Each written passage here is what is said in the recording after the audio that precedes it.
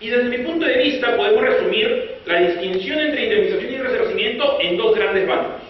Uno que está a favor de la distinción y otro que está en contra de la distinción. Para un sector de la doctrina, por ejemplo, los profesores Beltrán Pacheco, Leiser León o Rómulo Morales, sostienen que los conceptos de resarcimiento e indemnización deben ser diferenciados. Beltrán Pacheco, por ejemplo, sostiene que de cara a los seguros no se puede compatibilizar la obligación de la aseguradora cuando paga el seguro con un resarcimiento. El profesor León Hilario sostiene que cuando el incapaz está obligado a indemnizar por los daños causados, en la hipótesis del artículo 1975, eso tampoco es un escenario de resarcimiento, sino es un escenario de indemnización. El profesor Morales Servias sostiene que para el caso del incumplimiento de la promesa del hecho ajeno, del incumplimiento de la promesa del hecho de un tercero, esa indemnización que se paga tampoco tendría naturaleza resarcitoria. El justificativo que subyace a esta distinción tiene una clara base comparatista. ¿Por qué? Porque si nosotros revisamos el ordenamiento francés, el ordenamiento alemán, el ordenamiento italiano, el ordenamiento portugués, estos ordenamientos sí diferencian el concepto de indemnización del concepto de resarcimiento. Es sobre la base de esto que se postula una diferencia radical entre ambos conceptos. Se dice, en ningún caso, indemnización será sinónimo de resarcimiento. Esta posición, en principio, para nosotros o para la mayoría de nosotros podría resultar sorprendente, porque nosotros solemos concebir como sinónimos las nociones de indemnización y resarcimiento. Sin embargo, para este sector de la doctrina, esto no es así. En el otro bando se encuentra representada la posición que identifica las nociones de indemnización y resarcimiento, y por ejemplo tenemos la posición del profesor Gastón Fernández Cruz. El profesor Fernández dice, esa distinción podrá aplicarse en otros ordenamientos, ¿correcto? Pero en el ordenamiento peruano no tiene cabida esa distinción simple y llanamente porque el dato normativo nacional no contempla esa diferencia. Y para eso recurre al análisis de algunos supuestos específicos contenidos en el Código Civil. Por ejemplo, si nosotros revisamos el artículo 1969, habla de obligación de indemnizar. Todo aquel que por dolo o culpa causa un daño a otro está obligado a indemnizar. El término que usa es indemnización. Si vamos al 1970, responsabilidad objetiva, todo aquel que en el ejercicio de un bien riesgoso o en el uso de un bien riesgoso realizando una actividad peligrosa genera o causa un daño a otro, está obligado, dice el 1970, a repararlo. Fíjense, el 1969 utiliza indemnización, el 1970 utiliza reparación. Y si vamos, por ejemplo, a una norma no de responsabilidad extracontractual, sino de responsabilidad contractual, y revisamos el artículo 1321, se indica que la indemnización o el resarcimiento derivado del cumplimiento parcial, tardío o defectuoso de una obligación son de cargo del deudor. En este caso, resarcimiento e indemnización se utilizan como sinónimos. Entonces la posición de Fernández Cruz es, si en el 1969, en el 1970 y en el 1321 las normas basilares para sostener un sistema de responsabilidad civil se utilizan estos términos indistintamente, pues entonces no hay razón, por lo menos en nuestro ordenamiento, de realizar tal distinción. Si en otros ordenamientos se hace esa distinción, ok, pero en nuestro ordenamiento no. Desde mi punto de vista, y con esto adelanto mi conclusión con cargo a poder sostenerla con detenimiento en unos momentos, ambas posiciones me parecen solo parcialmente correctas. ¿Por qué? Porque si bien es cierto, nuestro ordenamiento no hace la diferenciación normativa entre indemnización y resarcimiento, yo no creo que ello sea la razón única y suficiente para que digamos son conceptos similares, porque puede ser que el legislador utilice esos conceptos como equivalentes. Y tampoco considero que sean dos términos completamente irreconciliables, la indemnización y el resarcimiento, pues como demostraré en unos momentos, habrá hipótesis en las cuales sí coincidan estos dos conceptos. Ahora bien, para poder entender un poco mejor en el ámbito en el que nos estamos moviendo, voy a poner algunos ejemplos de escenarios que serían considerados como indemnización y no resarcimiento, ¿ok? Un primer ejemplo que se sostiene, por ejemplo, es la indemnización derivada de las limitaciones por razones de vecindad. Hipótesis contenida en el artículo 959 del Código Civil. Esta hipótesis más o menos dice, si un propietario, o mejor dicho, un propietario debe permitir que por su predio se realicen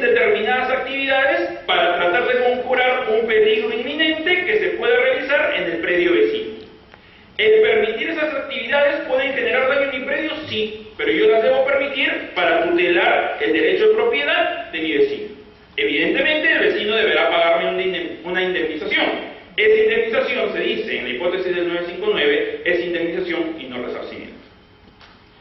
Otro supuesto es el que mencionaba hace un momento, del pago de la indemnización del incapaz. El incapaz privado de discernimiento, en una hipótesis muy concreta, cuando la víctima no puede obtener el resarcimiento, no puede obtener la indemnización por el representante legal, pero hay la necesidad de tutelarla, pues entonces el incapaz privado de discernimiento pagará una indemnización. Ese monto que pague, se indica también, será indemnización y no resarcimiento. Una tercera hipótesis se presenta, por ejemplo, en los escenarios de expropiación. Cuando un particular es expropiado por los justificativos que la Constitución prevé, se le paga un justiprecio, ¿no es verdad? La pregunta es, ¿este justiprecio es resarcitorio? ¿Este justiprecio es indemnizatorio? La doctrina sostiene que ese justiprecio que se paga no tiene naturaleza resarcitoria, sino es otro caso de indemnización. Un ejemplo adicional, la denominada indemnización por despido arbitrario.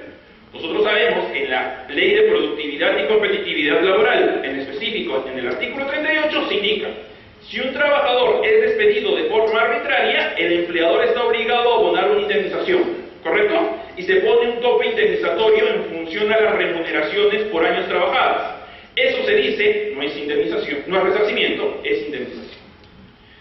Ahora, ¿por qué se hace esta diferencia? ¿Sobre la base de que estos supuestos, que normativamente están reconocidos como indemnización, tendrían una naturaleza distinta de la resarcitoria? Y para eso la doctrina ha establecido tres grandes criterios de diferenciación. Un primer criterio basado sobre el carácter funcional de la indemnización y el carácter funcional de la indemnización y del resarcimiento. Un segundo criterio de distinción estructural y un tercer criterio de distinción consecuencial. Repito, tres criterios para diferenciar la indemnización y el resarcimiento, tomando en cuenta las funciones que cumple cada uno, tomando en cuenta la estructura que hay para pagar una indemnización o para pagar un resarcimiento, y tomando en cuenta cuáles son las consecuencias de que se me ordene el pago de la indemnización o que se me ordene el pago del resarcimiento. Veamos el primer criterio de distinción. Se dice, no se puede equiparar indemnización con resarcimiento porque tienen funciones distintas, porque sirven para cosas distintas. En primer lugar se dice, por ejemplo, citando al profesor Renato Scognamiglio, la indemnización sirve para eliminar o moderar el indebido incremento de un patrimonio. Tiene una función reequilibradora, o como diría Messineo, tiene una función reintegradora. ¿Ok? Esa sería la función, para eso sirve la indemnización, para reequilibrar una situación de desequilibrio económico determinada. El resarcimiento, se indica, sirve para algo completamente distinto. El resarcimiento, desde una perspectiva ciertamente clásica, se dice, tendría una función sancionatoria. ¿La indemnización tiene función sancionatoria? No. El resarcimiento, sí. Ejemplo, la responsabilidad del incapaz. Cuando el incapaz paga, no paga porque se esté sancionando al incapaz, porque precisamente es incapaz privado de discernimiento. No tiene la capacidad de entender y querer el acto que está realizando. Entonces, si paga, no es para sancionarlo, porque per se no puede el incapaz ser sancionado. No puedo condicionar la conducta del incapaz. ¿Correcto? Entonces, ahí se nota la diferencia. La hipótesis de la indemnización pagada por el incapaz sería indemnización porque no tiene la función sancionatoria, no tiene la función preventiva que sí tiene el resarcimiento. Por eso debe tener un tratamiento diferente. De hecho, Messineo centraba su posición en este punto. Messineo indicaba, sigue siendo pues carácter distintivo entre el deber de la indemnización y el deber de resarcimiento el criterio de la función sancionatoria, que es exclusiva del deber de resarcimiento, debido precisamente a la injusticia del daño, mientras que la indemnización se dirige a evitar un justificado enriquecimiento en beneficio del autor del daño. He aquí el primer criterio de distinción. No podemos confundir cosas que sirven para finalidades distintas. El segundo criterio de distinción es estructural. Se dice, no se exige lo mismo para la indemnización que para el resarcimiento.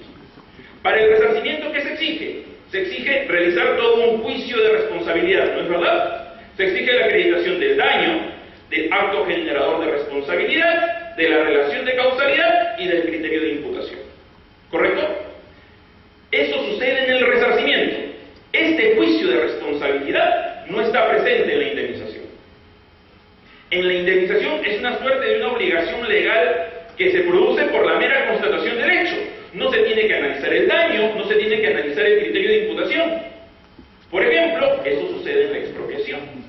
En la expropiación, para el justiprecio, no se hace un análisis de responsabilidad, no analizo cuál es el daño, la relación de causalidad, si hubo una causa adecuada o no entre la expropiación y el Estado, o si el Estado actuó con dolo o culpa, o es en ejercicio de una actividad riesgosa peligrosa, ¿no es verdad?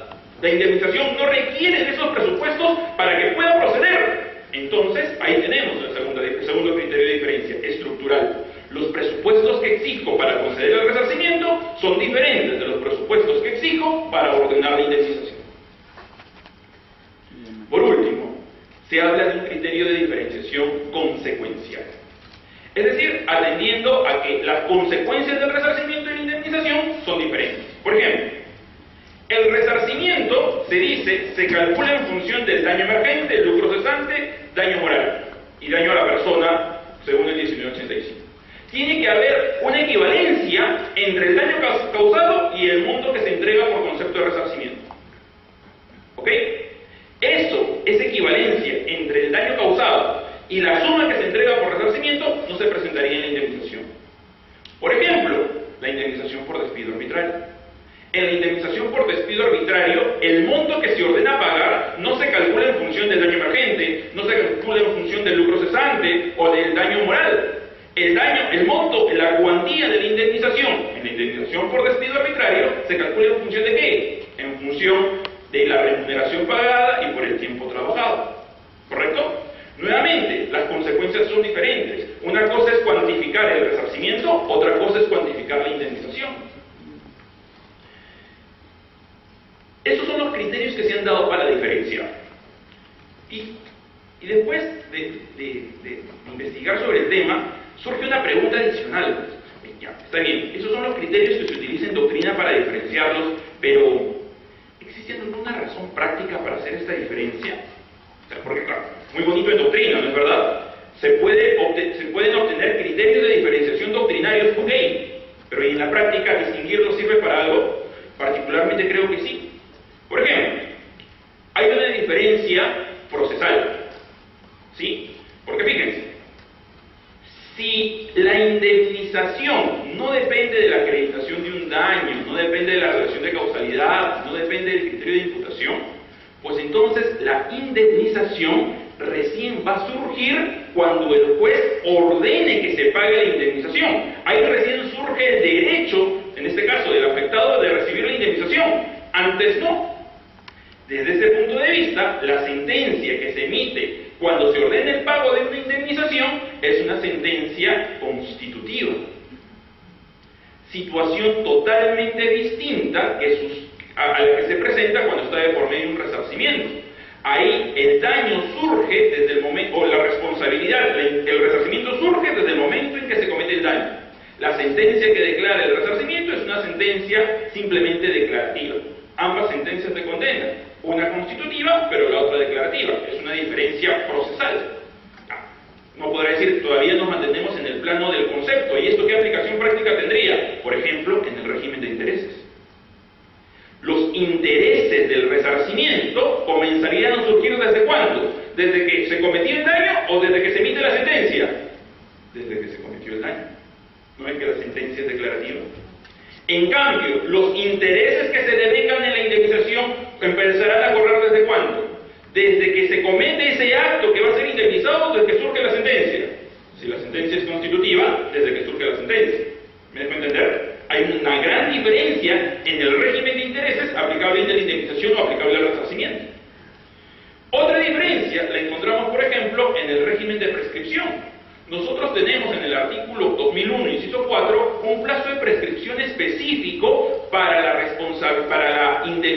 resarcimiento derivado de la responsabilidad extracontractual, para el resarcimiento. No tenemos un plazo de prescripción para la indemnización. Entonces, ¿qué plazo deberíamos aplicar ahí? Y ahí vamos desde considerar que se aplica el régimen general de los 10 años, al ser una acción personal. Otros dirán, no, la indemnización es imprescriptible, porque precisamente no tiene un plazo de prescripción predeterminado, y no nos sorprenda que en algún momento la Corte Suprema diga que, por analogía de la responsabilidad extracontractual, ¿correcto?, se debe aplicar el mismo plazo para la indemnización y para el resarcimiento. De hecho, el tema de la aplicación de la analogía a la prescripción ya lo ha hecho la Corte Suprema en la casación 1227-2002. Y un último aspecto práctico es, creo yo, junto con los otros demás de la misma importancia, el aspecto tributario. El régimen a pagar de renta, del impuesto a la renta, no es el mismo para las consecuencias derivadas de un resarcimiento de las consecuencias derivadas de una indemnización, porque precisamente tienen naturaleza distinta. De hecho, la ley del impuesto a la renta piensa en el resarcimiento, ¿correcto? O en el mejor de los casos, en la indemnización que paga la aseguradora y el valor de reposición del bien, pero no está pensando en la indemnización que se le paga al incapaz, no está pensando en la indemnización que recibe el trabajador como consecuencia del despido arbitrario. Entonces, la distinción es correcta, o la distinción debe hacerse, pero atendiendo a estos efectos prácticos que tiene. Entonces, la pregunta no es si debemos diferenciarlo o no. La pregunta es, ¿qué tanto debemos diferenciarlo? Y para saber si debemos diferenciarla, yo creo que aquí el dato de la comparación jurídica es importantísimo. Porque, fíjense, los que consideran que se debe distinguir la indemnización del resarcimiento basan su argumento en que en los otros ordenamientos es así. Muy bien, pues al analizar cada uno de esos otros ordenamientos, nosotros debemos darnos cuenta de algo, que precisamente en aquellos ordenamientos en los cuales se distingue la indemnización del resarcimiento, la voz indemnización, escúchenme, la voz indemnización tiene una función polivalente. ¿Eso qué quiere decir?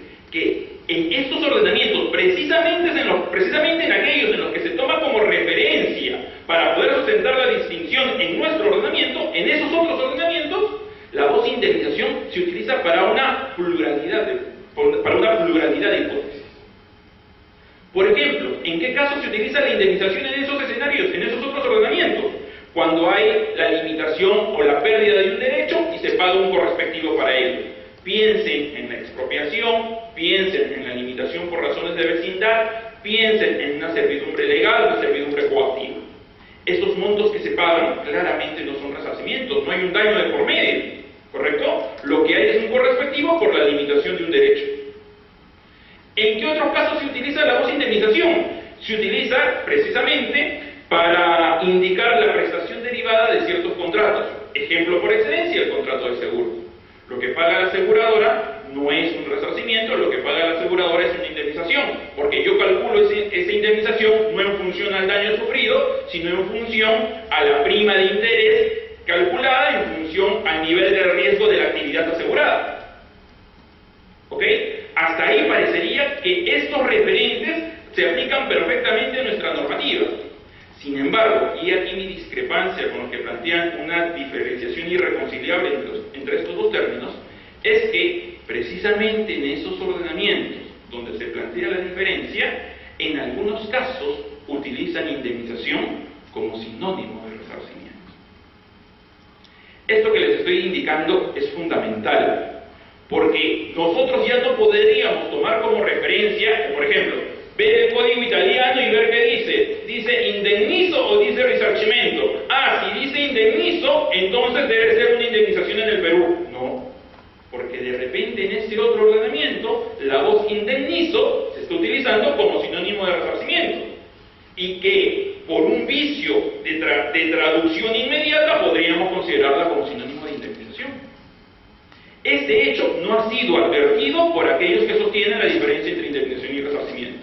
Es decir, la posibilidad de que en otros ordenamientos se utilice indemnización como sinónimo de resarcimiento, con un juicio de responsabilidad, a través de la función preventiva y la función resarcitoria, y con un pago y con una cuantificación íntegra del daño, no se ha tomado como una variable a considerar entre nosotros.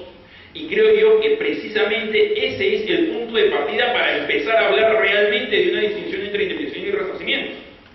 No en atención a la letra de los otros códigos de esos ordenamientos, sino en función a la finalidad que cumple. Si de por medio está la limitación de un derecho, eso no es resarcimiento, eso es indemnización. Si de por medio está una prestación asegurativa, eso no es resarcimiento, eso es indemnización. Pero habrá ciertos casos en los cuales denominados indemnización en otros ordenamientos sean 100% resarcimiento. Por ejemplo, los escenarios derivados de actos lícitos dañosos. ¿Un acto lícito puede generar responsabilidad civil? Claro que sí. La antijudicial no es un requisito que condicione la responsabilidad de nuestro ordenamiento. ¿Y el monto que se paga es una indemnización? Para nosotros no. Para nosotros eso debería ser un resarcimiento. Oye, pero en esos otros ordenamientos el acto lícito dañoso genera indemnización y no resarcimiento.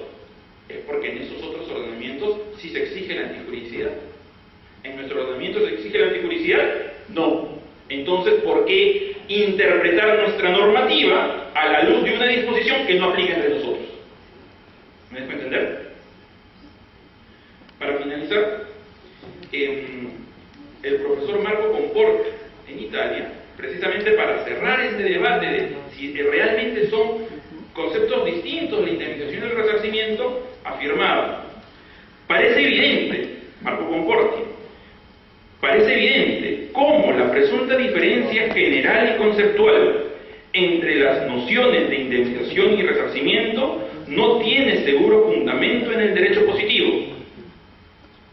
De manera que bajo cada perfil aparece confirmada la extrema dificultad de la diferenciación entre resarcimiento e indemnización. Como decía Giuseppe Tucci, tratar de diferenciarlos de forma irreconciliable es por lo menos una opinión dudosa. Acabo con una reflexión, como lo decía el profesor Ferdinand Manco y el profesor Emilio Valares. No porque una persona piense diferente o tenga una posición distinta a la de otra persona, significa que una persona está en lo correcto y la otra persona está en lo incorrecto. Simplemente significa que tiene posiciones distintas respecto de un mismo punto. A eso se le llama tolerancia jurídica. Y es con la invocación que quiero terminar. Muchas gracias.